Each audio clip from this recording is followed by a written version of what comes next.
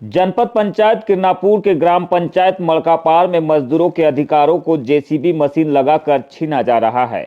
2 दिनों से ग्रामीण मजदूर अधिकारियों को इसकी शिकायत भी कर रहे हैं, लेकिन जनपद के अधिकारी सुनने और देखने को तैयार नहीं है। लिहाजा ग्रामीणों ने बीजीटी मीडिया को वीडियो साझा कर प्रशासन से कार्रवाई की मांग की है। ग्रामीणों की माने तो ग्राम पंचायत मलकापार में सुदूर सड़क के लिए 18 लाख की स्वीकृति मिली है। इसमें 6 लाख रुपए मनरेगा योजना के तहत मजदूरी भुगतान के लिए निर्धारित है।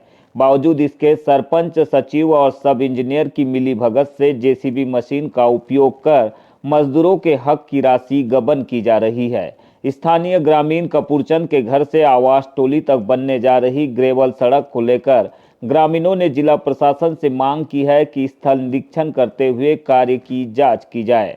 आपको बता दें कि हाल ही के दिनों में सरकार ने मनरेगा योजना का नाम परिवर्तित कर 125 दिन रोजगार की गारंटी तय की है। ऐसे में यदि जॉब कार्डधारी मजदूरों की जगह मशीन से काम होगा तो सरकार की वीबी जी राम जी योजना कैसे सफल होगी और कैसे रोजगार एवं आजीविका मिशन की गारंटी जिले में सफल होगी।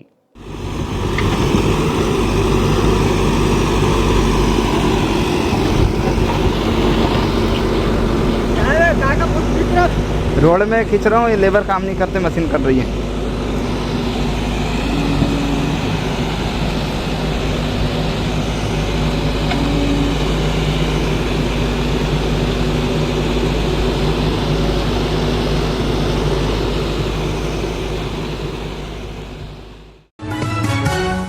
कलेक्टर मृणाल मीणा ने समर्थन मूल्य पर धान खरीदी में अनियमितता को लेकर लालबर्रा तहसील के अंतर्गत उपार्जन केंद्र कंजई के 3 कर्मचारियों को तत्काल प्रभाव से निलंबित कर दिया है।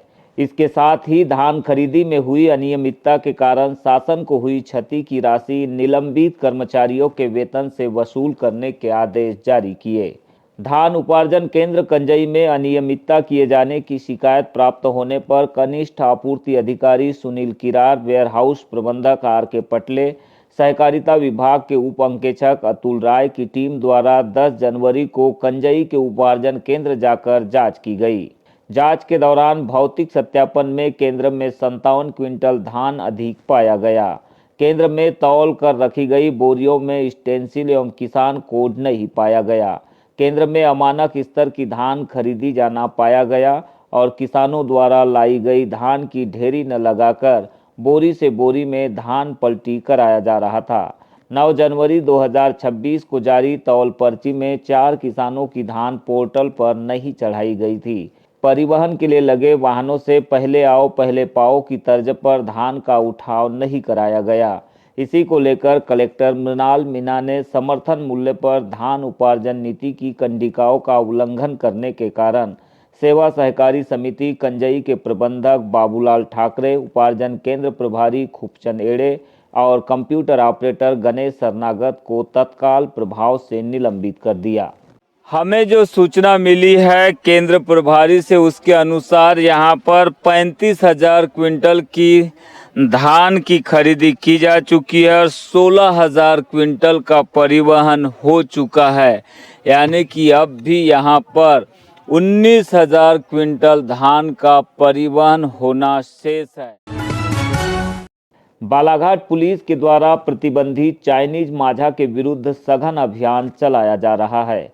इसी तारतम्य में थाना वारासिवनी द्वारा 11 जनवरी 2026 को प्राप्त सूचना के आधार पर गोलीबारी चौक वारासिवनी स्थित एक स्टेशनरी दुकान पर दबिश दी गई। तलाशी के दौरान दुकान से 4 रील प्रतिबंधित चाइनीज माजा बरामद की गई, जिन्हें पंचों की उपस्थिति में विधिवत जब्त किया गया। इस मामले में विक्रेता आरोपी के विरुद्ध भारतीय न्याय संहिता की धारा 223A के तहत अपराध पंजीबद्ध किया गया। गौरतलब है कि जिला दंडाधिकारी के द्वारा चाइनीज माझा के क्रय, विक्रय और उपयोग पर प्रतिबंधात्मक आदेश जारी किए गए हैं, क्योंकि यह माझा कांच एवं मेटालिक पाउडर की कोटिंग से तेज धार वाला होता है, जिससे गर्दन, हाथ और चेहरे पर गंभीर कट लग सकते हैं।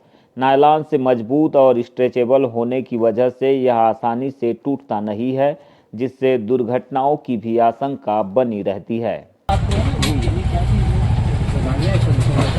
कौन सा लोकल कौन सा लोकल का और विदेशी क्या आता है? लोकल और विदेशी क्या आता है? लोकल कहाँ का है?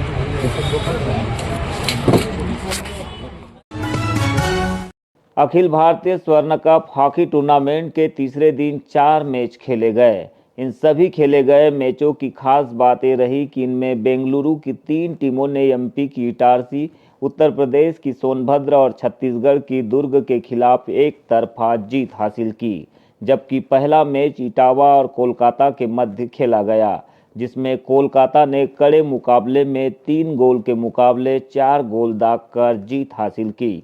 तीसरे मैच में जहां अतिथियों के तौर पर नगरपालिका में नेता प्रतिपक्ष कारो लिल्हारे, पूर्व पार्षद एवं पूर्व हॉकी खिलाड़ी शफकत खान, पूर्व पार्षद पन्ना शर्मा, छविराम नागेश्वर मौजूद रहे, तो वही अंतिम मैच में अधिवक्तागण भी शामिल हुए, जहां अतिथियों ने खिलाड़ियों के साथ फोटो शूट किया। इसके बाद मुकाबला शुरू हुआ।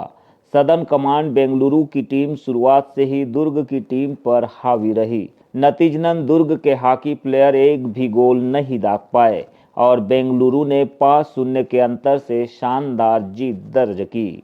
अंतिम मैच में अतिथि के तौर पर मौजूद अधिवक्ता अनूप सिंह बैस ने अपने संबोधन में कहा कि यह नेहरू स्पोर्टिंग क्लब का ऐतिहासिक मैदान है, जहां बचपन की यादें सुशोभित हो रही है। इस प्रांगण में पहुंचकर वे अपने आप को जीवंत महसूस कर रहे हैं। ये वो मैदान है जिसने अपनी कार्य कुशलता की बदौलत सम्मानजनक स्थान प्राप्त किया है और नेहरू स्पोर्टिंग क्लब वो संस्था है जिसने राष्ट्रीय और अंतर्राष्ट्रीय स्तर पर अपने प्रयासों से बालाघाट की हॉकी को मंच प्रदान किया है।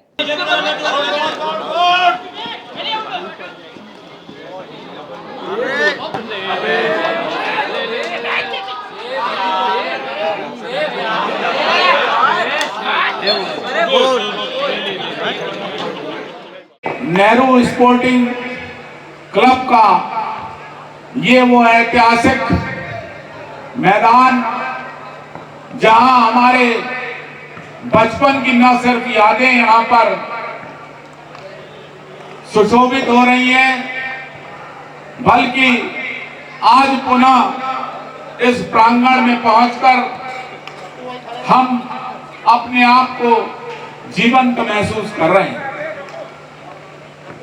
ये वो मंच है जिसने बालाघाट जिले को खेल जगत में अपनी कार्यकुशलता के माध्यम से एक बहुत ही सम्मानीय स्थान बनाया। नेहरू स्पोर्टिंग क्लब हमारे इस बालाघाट जिले का खेल जगत का वो मंच है जिस पर हम राष्ट्रीय स्तर पर इस बात का गर्व महसूस करते हैं कि खिलाड़ियों को